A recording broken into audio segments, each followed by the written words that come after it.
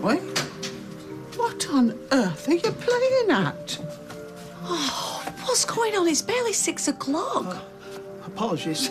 What's that noise? Oh, it's one of the CDs I got from a meditation. River Resonance. I thought the flush on the lavatory had gone wrong again. Hey, if it's helping with his sleepwalking, I'm all for it. Sorry to get you two up so early. No, I'm done. It's a beautiful morning. How about a bit of a walk on Red Reg? Clear the cobwebs away. Excellent idea. Yes, daily exercise is a technique the doctor recommended for reducing stress. Well, why don't you both exercise yourselves out that door? I'm going back to bed. I am glad to see you taking the doctor's advice. Oh, yeah, speaking of which, there's another message on the answer phone from the surgery. It's about your test. Oh, keep meaning to pick him up. I'll give him a ring later. Give me a chance to thank the doctor for all the help she's given you with your sleepwalking. Morning. Oh, come on, Jace. You're not giving me the cold shoulder. Not any toast, love? No, I'll get some of the cup. I don't get this. Yeah, well, that's half the problem. Lloyd knows I didn't mean anything by it, love. Which is why it's called casual racism. You need to go and see him and apologise. And if I do that, it's as good as admitting I'm a racist. Oh, so what are you going to do then? Just ignore it? And where does that leave me? This needs sorting. I know. No, I know. And don't make out that you're doing me a favour. You are in the wrong. Man up, say sorry, and fingers crossed we can move on. I've never heard that saying, but no wonder he was hacked off. Well, I haven't heard it for years. Not since they cancelled that, what was it called? Ain't our fault, Mum. Before your time. Paul reckons it's something his dad used to say. Well, that generation used to say a lot of things. Doesn't make it right. I've had it up to here with it all, to be honest. But I'm not going to stand in my local boozer and let my daughter listen to that kind of talk. I know what you mean, mate. Listen, if I heard a comment bit iffy and it was just me on my own, that's one thing. But in front of the kids... I just hope I haven't made things worse. Don't be daft. I mean, I might be new to this dad kind of lark, but it was the principle more than anything. No, I know, but when you wanted to go and see him, I said not to. Yeah, but why should your dad make the first move? It's Paul that should be apologising. Yeah. Anyway, I'm going to go and pick up a Gazette and have a good look through the job section. I'll see ya. See you, love. So listen, what's Eileen said about it all? Mortified. Well, I imagine she would be. Yeah, Paul too, come to that. Well, you'd think so, wouldn't you? You know what? I'm still waiting on an apology. Morning. You're in early. Yeah, well, Bill Marsden sent me an email at 7:15 this morning. Yeah, trying to push the delivery date again. Oh, he's always doing that. He's trying to make out he's so important and busy. Man never sleeps, I don't think. Yeah. Well, I only saw it because Steve snoring had woke me up and I was playing Angry Birds in bed. Anyway, I pinged him one straight back, saying I was on my way to a breakfast meeting in Leeds. Oh, well, that's telling him, pompous idiot. Yes, and I also apologised that the delivery date was fixed due to the terms of the contract which he'd signed. You are getting good at this. Well, I learnt at the knee of the master, didn't I? Mm-hmm. You're not wearing that bracelet Peter bought you then? No, well, a bit dangly, really, you know, for work. I might be leaning over one of the girls, shouting at him. It might get caught in the machinery. I think he just wanted to do something nice for me, that's all. No, love. It's just, is he really in a position to be making such grand gestures when the bookies is... Look, he knows what he's doing. Listen, this really is none of my business. But it's just what Rob was saying about these risky odds that Peter's offering. Michelle, it is a bookies, OK? And you know more than anyone, Rob's just trying to get a rise out of me. OK, let's just concentrate on worrying about this place, shall we? Whoa, have you seen this, Trace? Yeah, well, I don't really understand betting myself. Yeah, neither does your brother by the looks of things. Still, I told you, mate, you're playing with fire here. But once a gambler, always a gambler. Yeah, well, we can't all be high flyers like you two, can we? How's the cold calling going, Trace? And how's the, Oh, I'm sorry, Rob, you don't have a job, do you? But I'm sure the commission that Tracy makes is going to see you all right. Anyway, better get back to work. You two, be lucky.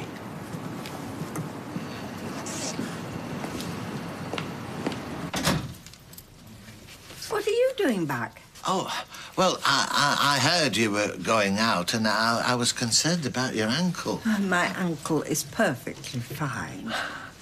Well, I'm here now, so if you want me to come with you to wherever it is you're going.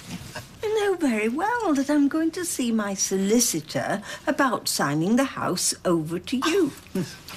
I could see you eavesdropping earlier through the crack in the door. Well, I was thinking about oiling the hinges because there's a terrible squeak. Well, you'll be able to lubricate them to your heart's content soon. The agreement's all drawn up, so barring any catastrophes, in a few hours' time, you will be the proud owner of number 3 Coronation Street.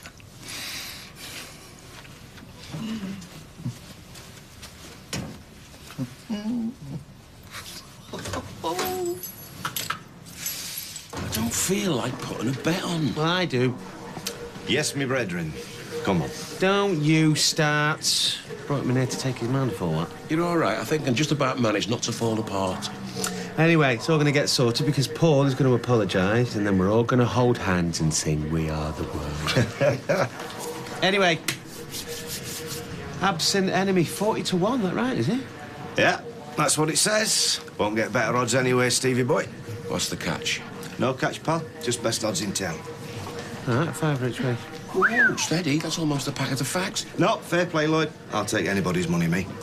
Do you know what? We have a lovely old fella comes in here every day. His name's Melvin. He places small bets like that. So, 5 was it, Steve? Do you want my business or not? Mind your neck in, Melvin. Fine. £50, absent enemy, to win, 40 to 1, I believe. Yes. Now we're getting serious. Well, it will be serious for you if I win. £2,000 worth of serious. Well, Steve reckons whatever Peter's doing over at the bookies, it's certainly got the punters lining up. Will you please just shut up about the bookies, all right? I told you it's Peter's business. Well, no, it's yours and all now. Look, I'm just worried for you, that's all. It's just the way he's been behaving. Look, if you want to give business advice, why don't you start with Steve, yeah? What? Well, he used to own the Rovers, didn't he? Look at him now. Excuse me? Steve owns a very successful taxi firm, actually. A few knackered old bangers that he co-owns with Lloyd and runs out of a broom cupboard while he lives upstairs above a kebab shop with you and Ryan. I'm sure Donald Trump will have sleepless nights over him.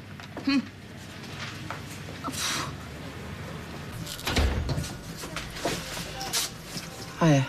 Hi. Lloyd not here? Do you want me to call him? No, I can text him. I just wondered if he fancied grabbing some lunch. All right. Listen, I just wanted to say that... All right, mate. Oh, yeah, I just wondered if you fancied popping over the cafe. Yeah, I guess. Listen, both of you, I am so embarrassed about what happened the other night. Seems like the talk of the street. I've just been collared by Brian and given 15 minutes on the evils of the black and white minstrels. Paul wants to say sorry. It's just he's had a really bad day at work. What kind of excuse is that? Oh, well, I'd hate to hear what he comes out with when he's had a rotten one. Come on, I'll buy you some lunch.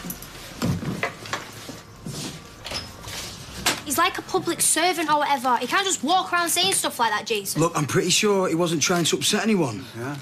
Well, he's fallen the first hurdle there because Lloyd was furious. Yeah, and so am I. Wait, so should you be. Excuse me, are you lecturing me on my attitude towards race relations now, Missy Webster? No. No. Listen, it's a shame you weren't around 100 years ago because you'd have made a fantastic little suffragette. Just the chewy, please. All right. Who do you want to serve you then? The Asian or the lesbian? I tell you what, you could even leave your money on the counter and you don't have to deal with either of us. Sophie? I want to put the kettle on. Is this you, Jason, spreading this rubbish? I was trying to stick up for you, actually. 40p, please, Paul. Dev, come on. You know me. You all know me. Okay, listen, mate. Right, what you said was wrong, so just apologise to Lloyd and... Right, so it's him who's been slagging me off. Well, you know, he was pretty upset this morning. He was upset? All right, but calm down, Paul. Jason, how can I calm down? Hey? He's dragging me name through the mud. What the hell does he think he's playing at?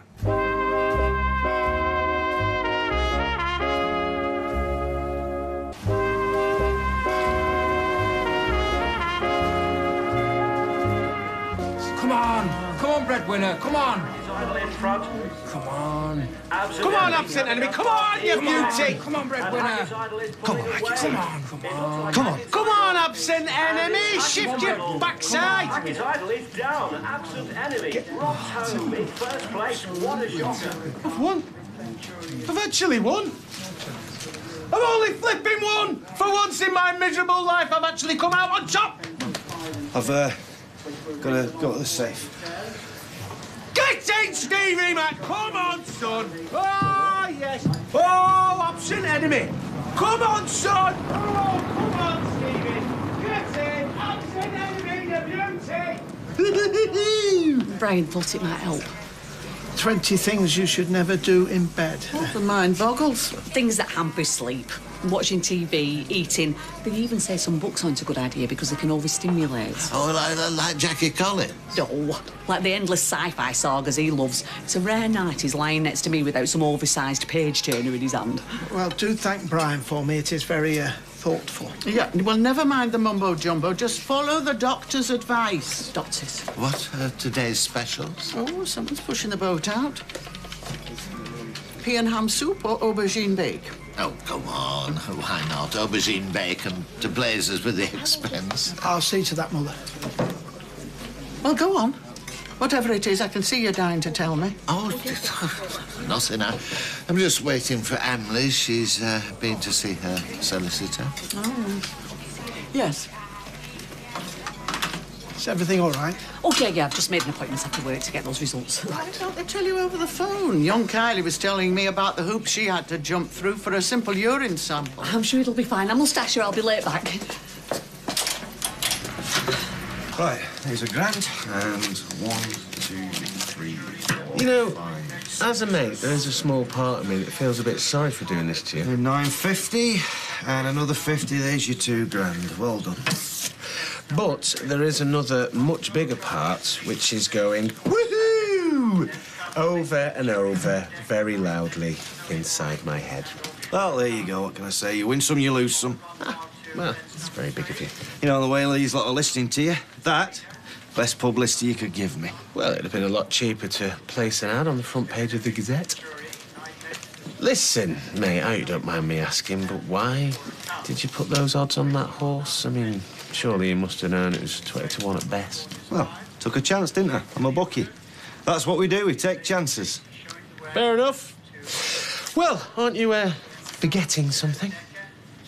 Oh, I am. Special offer, there you go. A free bet up to the value of £50. No, you can have that. I wouldn't do that to you. No, my original stake, £50. Ah, original stake, 50, yes.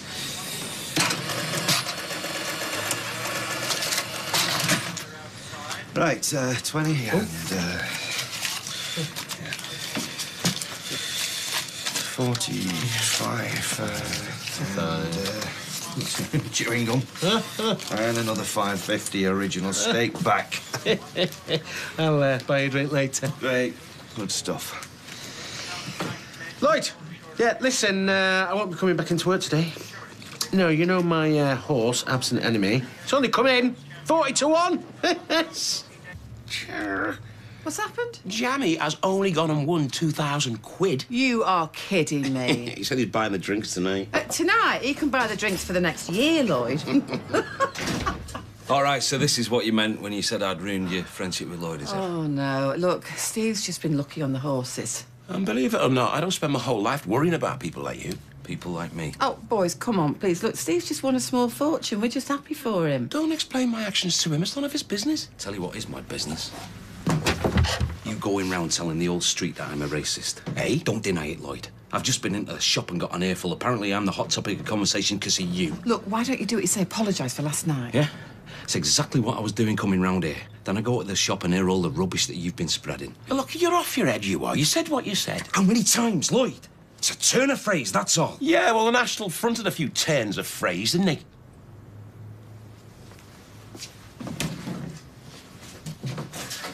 National Front. Really? Yeah, well, he had it coming. Well, you're going to have to cover now, aren't you? Oh, good afternoon. Are you happy with the smallest room in your house?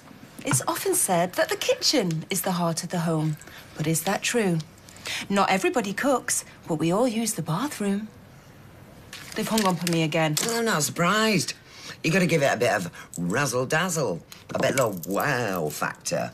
How would you give a toilet the wow factor? Well, you got to do what I do at the surgery. Just zhush it up a bit.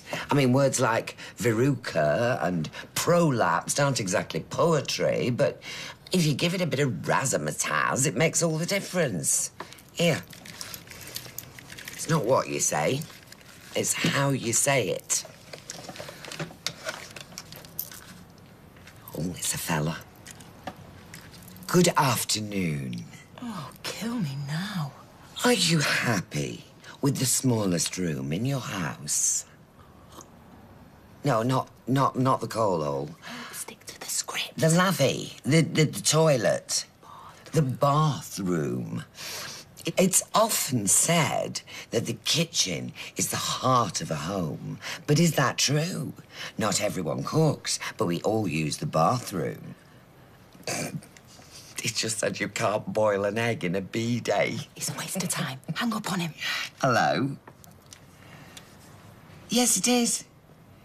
Oh, it's Mr. Chakabotri, one of our patients at the surgery. I know. It's a small world, but you wouldn't want to hoover it, as my mother used to say. Hey, I've told you, I'm a married woman. I'm going to the pub. No, it's just our Tracy. I'm just giving her a few tips for this new job she's got. Not very well, I'm afraid. But, you know, she's not really a people person. No.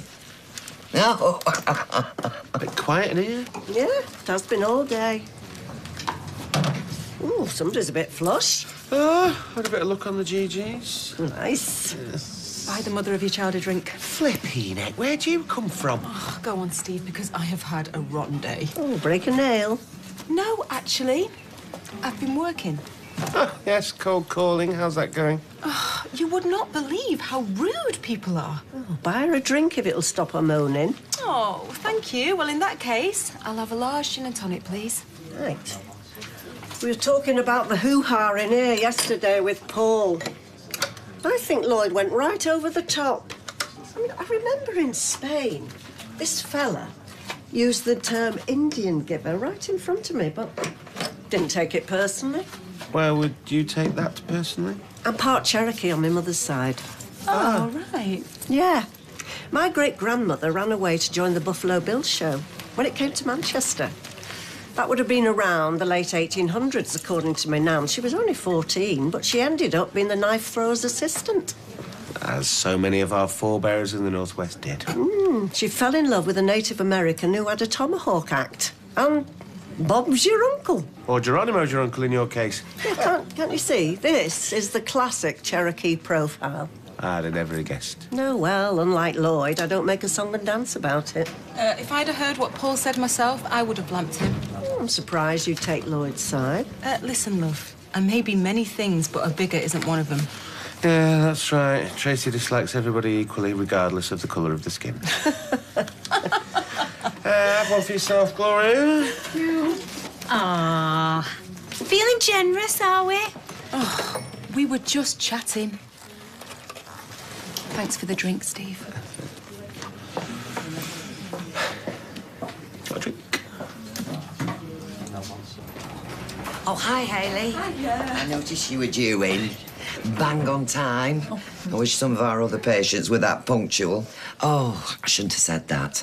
Patient confidentiality. We only had a refresher workshop on it last week. Well, I'm just here to pick up some results. I don't know whether I even need to see a doctor. Oh, no, there is a note here that says she does want to see you. But I'm sure it's nothing to worry about. Oh, I shouldn't have said that either. Said what?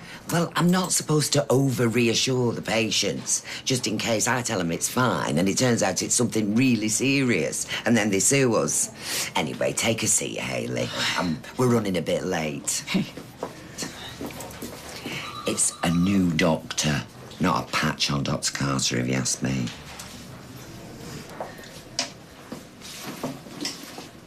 Right then, come on. Spill. Hey? Well, I mean, I did have this long wind-up plan to get you to admit that you'd had a win at the bookies, but it's been a long day and I can't be bothered, so... How do you know? No, just cut to the chase, yeah? Want some money at the bookies. I know I wasn't supposed to be there, but Peter's doing these stupid odds, so... Yes, I know about them. He's being totally reckless. He's going to come back and bite him on the backside if he's not careful. Already has. So come on, then. How much? $2 grand. All right, gorgeous. Oh, why the long face? Because I've been stuck at home all day while people slam the phone down on me. I haven't made a red cent. Oh, diddums. Seriously, Rob, I'm not in the mood. All right, same again and a bottle of beer, please. Right. Cheers. Thought you'd be pleased. Well, yeah, who wouldn't be? But Peter's throwing his money away like a loony, and it's Carla that's bankrolling him. Next thing you know, he'll be dragging the factory down with him and all. Where are you going? Who's got you? I'm going to tell Carla what's going on before somebody else does. Right. What can I do to cheer you up? Unless you've won the lottery, nothing. Well, it's not exactly the lottery, but I have managed to lay my hands on a very nice, very expensive little sports car. You bought a car? No. Who said anything about buying it? Do you fancy a spin? Ooh, well, you certainly know the way to a girl's heart, mister.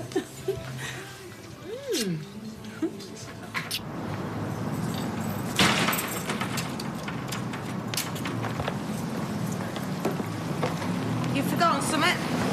No, well, I've just seen Steve, and he told me that you put a bet on with Peter earlier. I will let the Gazette. Oh, well, you won't need to, because it's probably all around the street by now.